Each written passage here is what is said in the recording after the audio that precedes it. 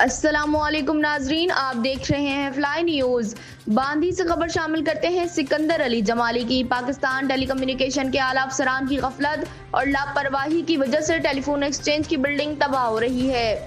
बरसात के मौसम में बरसाती पानी का अखराज न होने की वजह से पानी बिल्डिंग की बुनियादों में दाखिल होने की वजह से बिल्डिंग टूट फूट का शिकार हो चुकी है। कई सालों से चौकीदार मुकर्रर न होने के बाइस इंतहाई कीमती लकड़ी से बनी हुई खिड़कियां भी चोरी हो गईं। अरसा दराज से पाकिस्तान टेलीकम्युनिकेशन आला अफसरान या जिला अफसरान ने बांदी टेलीफोन एक्सचेंज का मुआयना तक नहीं किया, जिनकी गफलत की वजह से बिल्डिंग तबाह हो रही है। वाज़ेह रहे कि करोड़ों रुपयों की खर्च से तामीर की इस टेलीफोन एक्सचेंज और बिल्डिंग का इफ्तिताह मार्च 1995 में कौमी असेंबली के रुकन आसिफ अली जरदारी ने किया था।